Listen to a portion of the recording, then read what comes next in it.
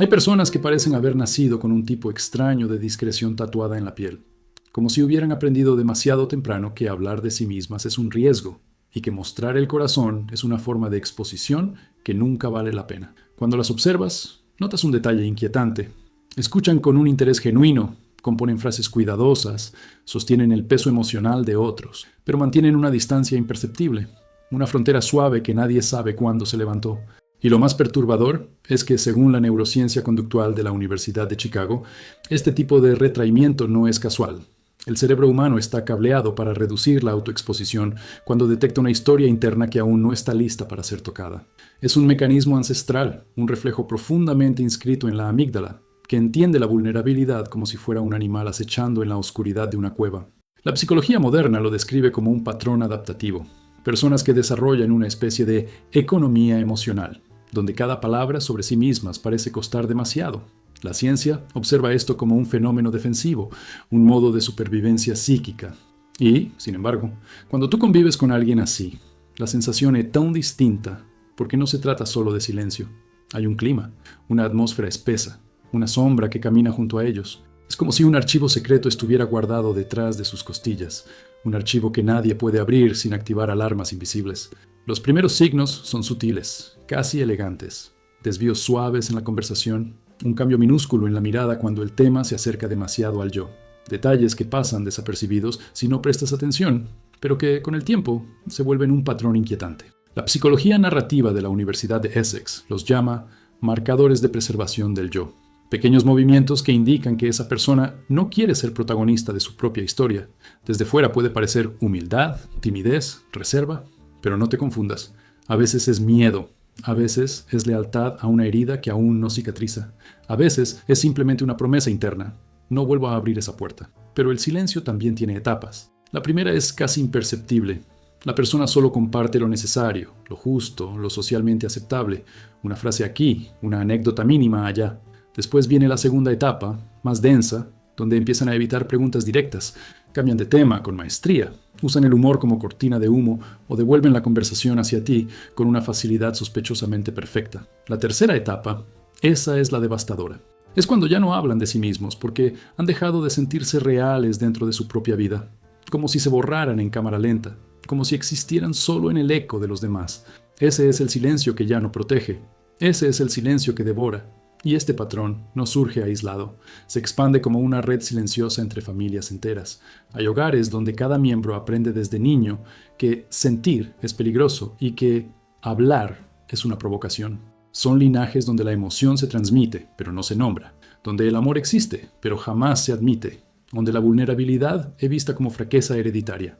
Estos climas familiares funcionan como pequeñas sociedades secretas donde todos saben que el silencio es la única moneda válida. Y sin darse cuenta, la conducta se replica en grupos, amistades, relaciones, comunidades enteras que operan bajo un mismo pacto silencioso.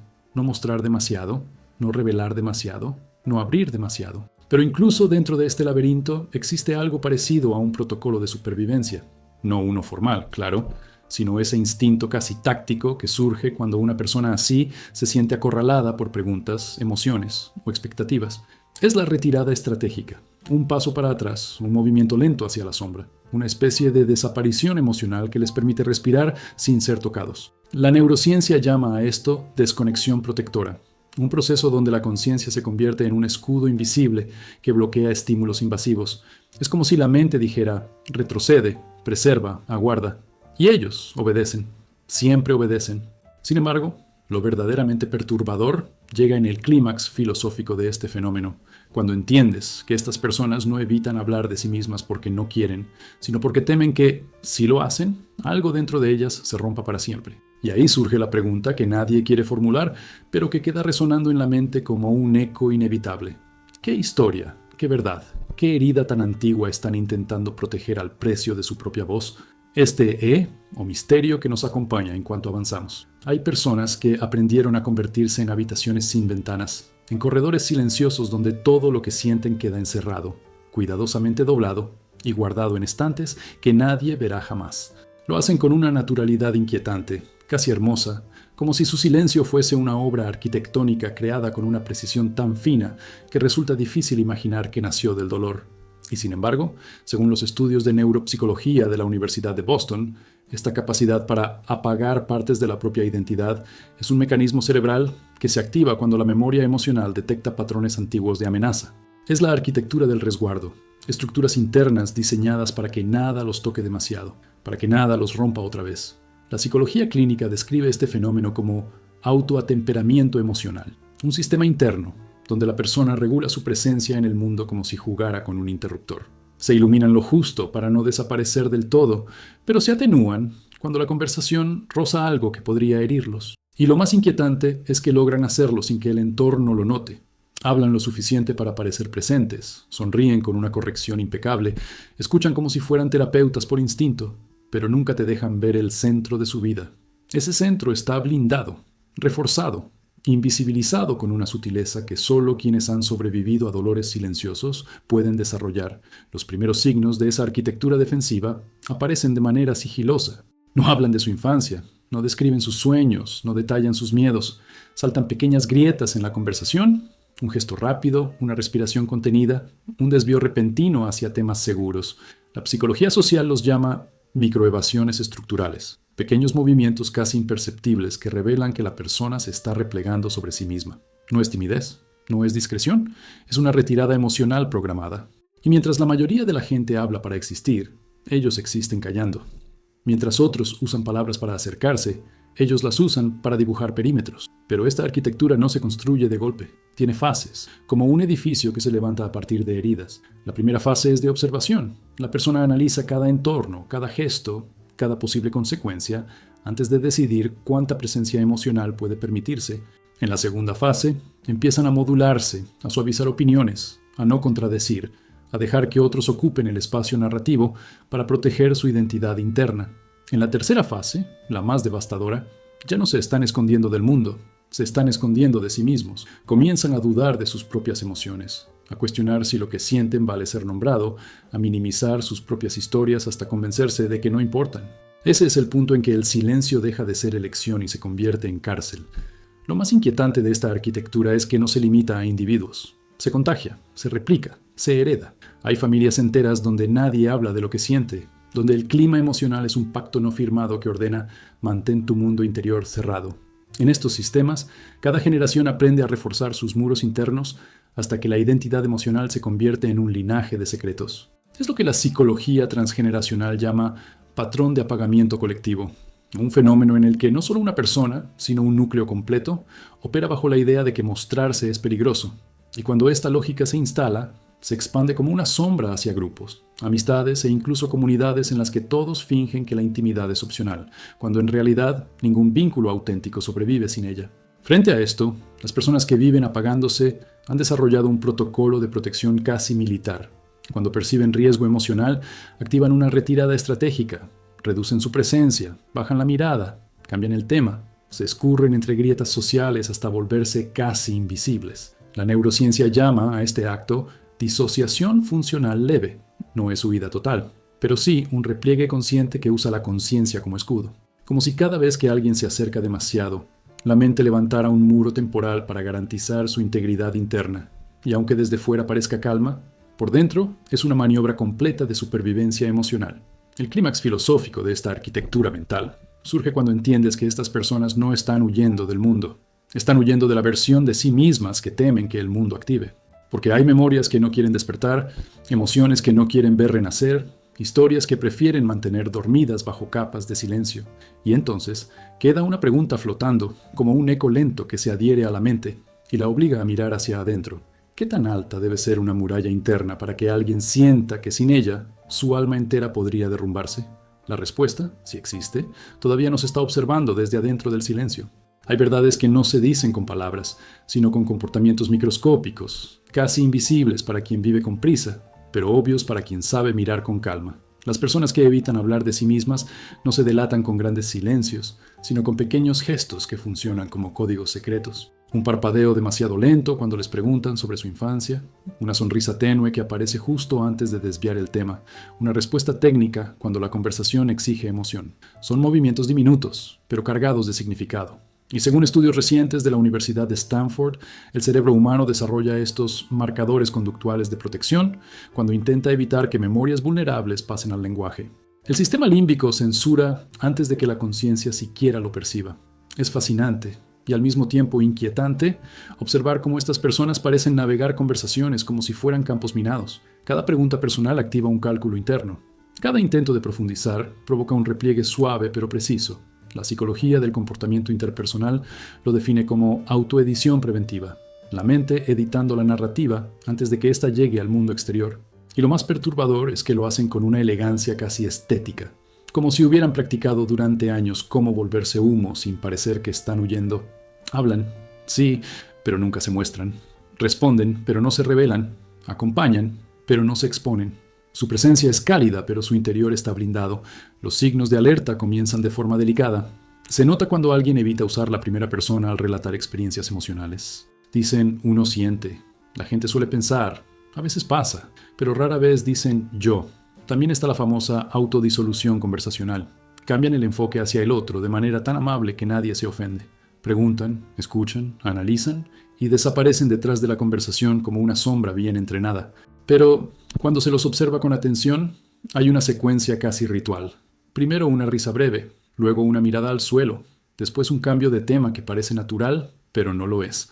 La neurociencia emocional lo clasifica como un intento de desviar carga afectiva antes de que el sistema nervioso se vea obligado a procesarla.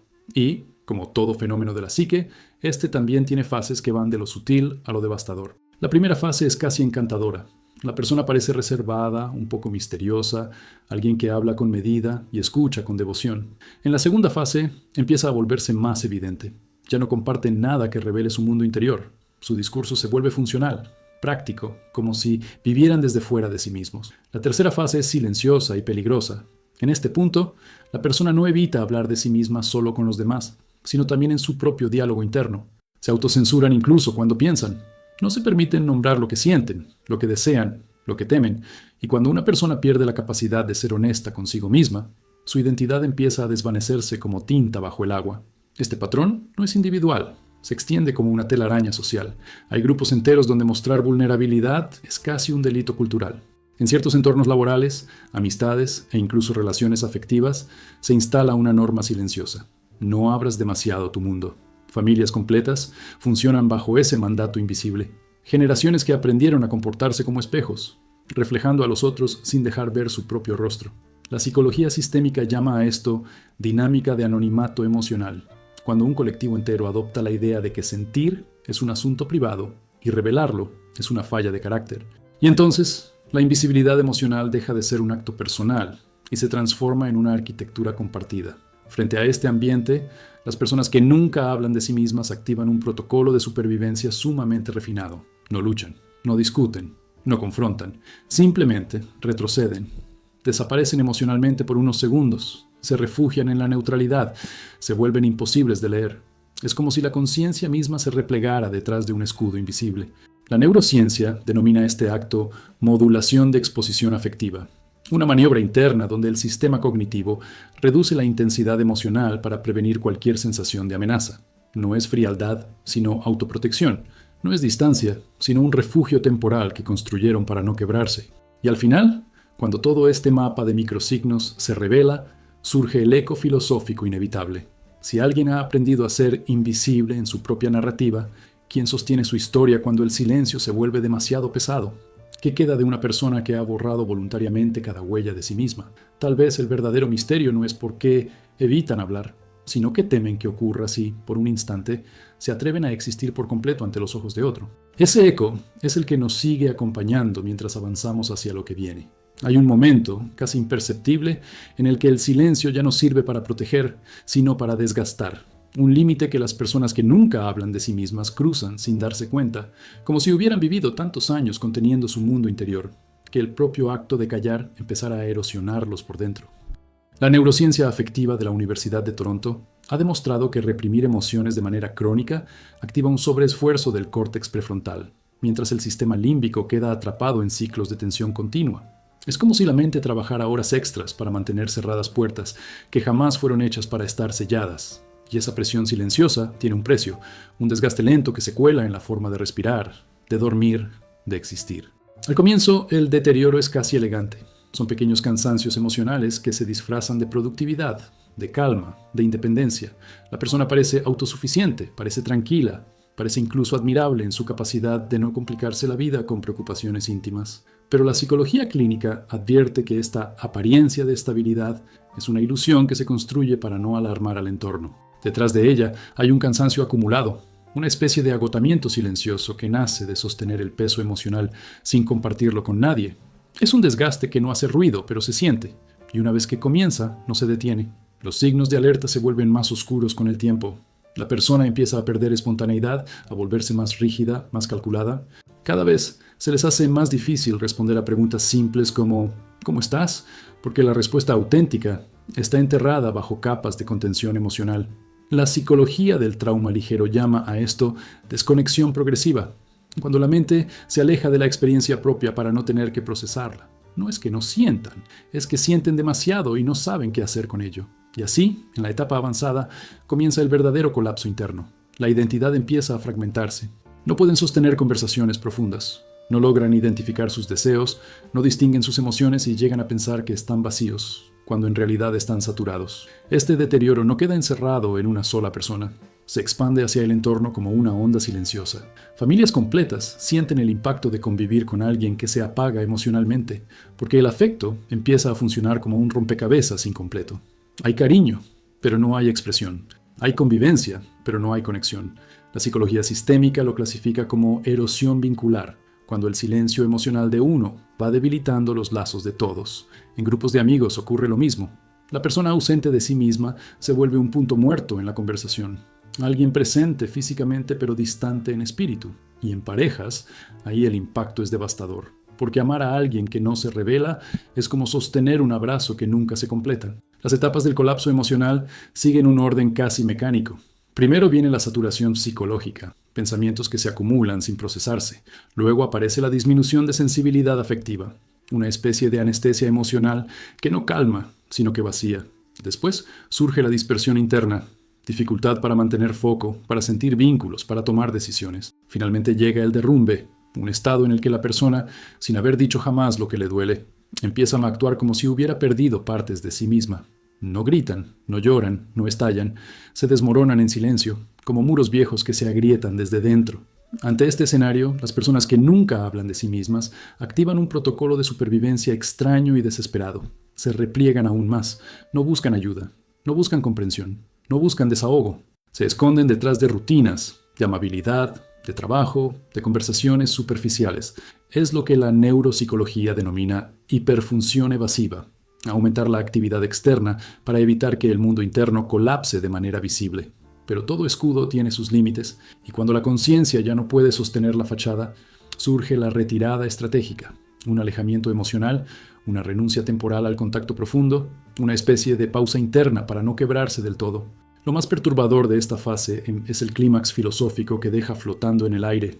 Si una persona se esfuerza tanto en no existir emocionalmente para otros, ¿cuánto tiempo puede soportar sin existir también para sí misma? ¿Qué queda de un ser humano cuando su identidad se ha convertido en un silencio endurecido? ¿Qué versión de sí mismo nace de ese vacío? Y ahí aparece la pregunta final, esa que se incrusta como un eco lento en la mente. ¿Cuánta presión puede soportar un alma antes de perder incluso la fuerza para pedir ayuda? Ese eco permanece, observándonos, mientras avanzamos hacia lo que sigue. Hay comportamientos que no pertenecen solo a una persona, se deslizan como sombras hereditarias, atravesando puertas que nadie abre conscientemente, infiltrándose en generaciones enteras hasta convertirse en el clima emocional de una familia. El silencio de quien nunca habla de sí mismo no es un gesto aislado, es un eco, una réplica de algo que alguien, mucho antes, decidió callar para sobrevivir. Estudios de psicología transgeneracional de la Universidad de Tel Aviv revelan que ciertos patrones de autocensura emocional pueden transmitirse como si fueran herencias invisibles. No se escriben en documentos legales ni en álbumes familiares. Se transmiten en miradas, en tonos de voz, en normas tácitas como no hablamos de eso, no te expongas, no molestes con tus sentimientos. En estos entornos, el silencio no es ausencia, es ley. La familia entera opera bajo un pacto no pronunciado donde las vulnerabilidades deben mantenerse encerradas. Es una cultura interna donde la emoción se vive, pero no se nombra, donde el afecto existe, pero se administra con cautela. donde la historia emocional se fragmenta porque nadie se atreve a completarla. Los niños que crecen allí aprenden pronto a volverse espejos, reflejan lo que ven, se adaptan al clima emocional sin cuestionarlo y adoptan la misma habilidad para desaparecer en presencia de otros. La psicología del desarrollo afectivo describe esto como aprendizaje silencioso. Cuando un niño comprende qué emociones son aceptables y cuáles deben enterrarse para que el sistema familiar no se altere. Y así, lo que parecía una simple reserva personal se convierte en una arquitectura colectiva.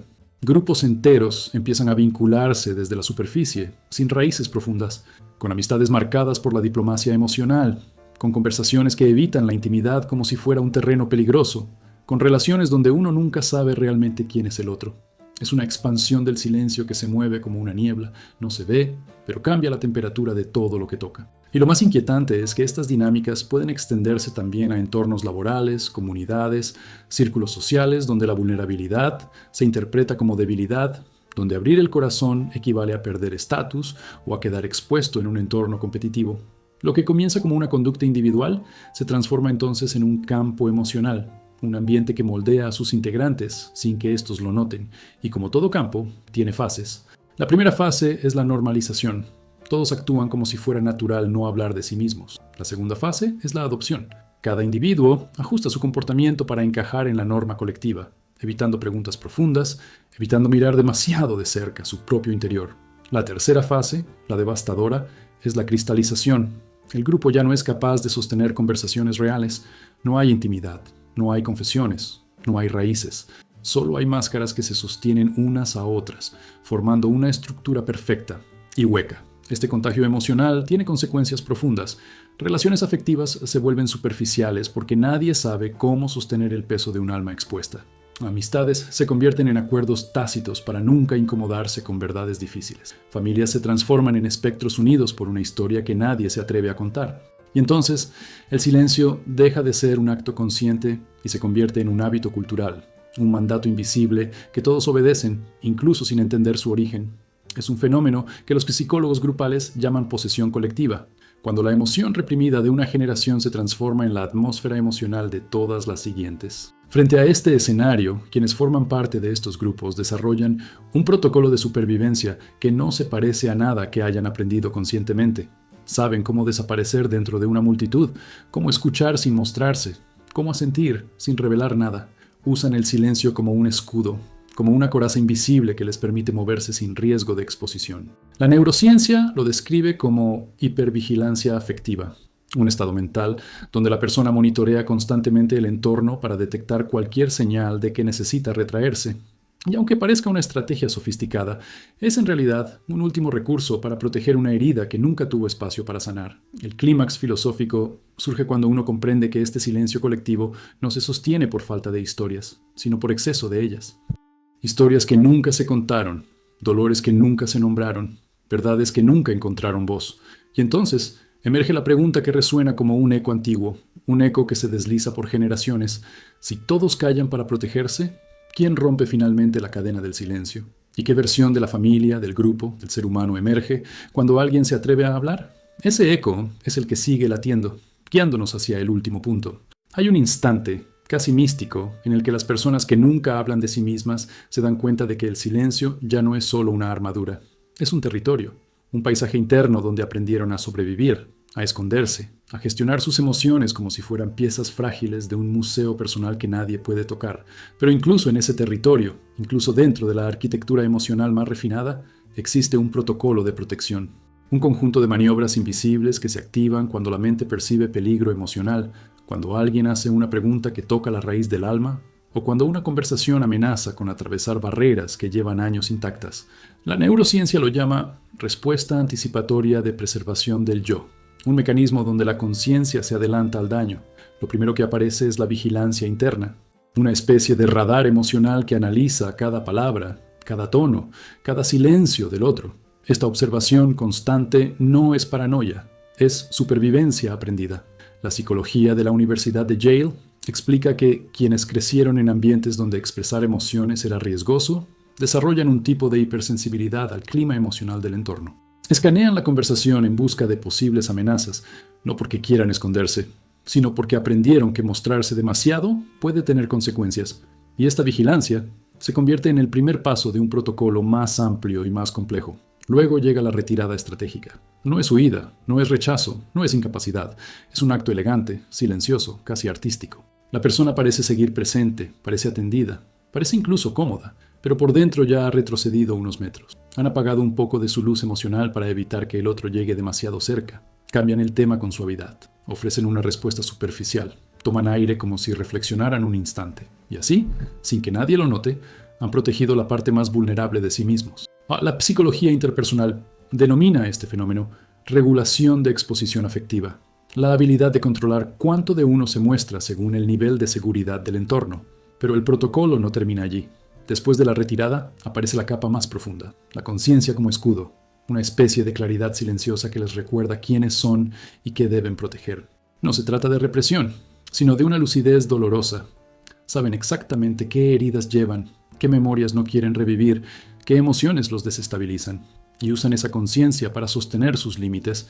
La mente se adelanta al sufrimiento y levanta barreras antes de que la emoción pueda perforarlas. Es un mecanismo fascinante desde la perspectiva científica y devastador desde la humana, porque nadie debería tener que usar tanto pensamiento para proteger su propio corazón. Las fases de este protocolo se vuelven más intensas cuando el silencio ya no es elegido, sino impuesto por la historia personal. Primero aparece el cierre emocional parcial. Comparten lo mínimo. Luego llega el cierre funcional. Se muestran disponibles para escuchar, pero inaccesibles para compartir. Finalmente surge el cierre identitario. La persona empieza a borrar partes de sí misma para mantener la coherencia del silencio. Y cuando esta fase se prolonga demasiado, aparece un fenómeno inquietante que la psicología existencial describe como autoespectralización, convertirse en una versión difuminada de uno mismo, un ser presente, pero no revelado, vivo, pero no narrado. El impacto colectivo de este protocolo también es profundo. En relaciones afectivas, la retirada estratégica genera vínculos donde uno ama desde la superficie y el otro desde la distancia. En amistades, provoca diálogos incompletos, complicidades rotas antes de formarse. En familias, crea generaciones enteras que no saben cómo pedir ayuda porque nunca aprendieron a poner palabras al dolor. Y en comunidades enteras, este patrón puede transformarse en una cultura emocional que rechaza la intimidad, donde todos se protegen, pero nadie se conecta de verdad. Frente a todo esto, surge una última capa del protocolo, el deseo secreto, aunque jamás admitido, de algún día poder hablar, porque incluso quienes nunca revelan nada, llevan dentro una voz que se retuerce buscando salida, una parte de ellos que anhela ser vista, tocada, conocida, una parte que, si pudiera, rompería el silencio con una sola frase: también necesito que alguien me encuentre. Pero la paradoja es que ese deseo convive con un miedo igual de fuerte. El miedo a que, al abrir la puerta, el mundo no sepa qué hacer con la verdad que salga de allí. Y así llegamos al clímax filosófico, ese punto donde la pregunta no busca respuesta sino impacto. Esa pregunta que golpea lentamente y se queda flotando, insistiendo, respirando en el fondo de la mente. Si una persona ha pasado la vida entera protegiéndose del mundo, ¿quién la protege de sí misma cuando decide, por fin, intentar existir? Ese eco, suave pero persistente, es el que acompaña el final de este viaje por el silencio humano.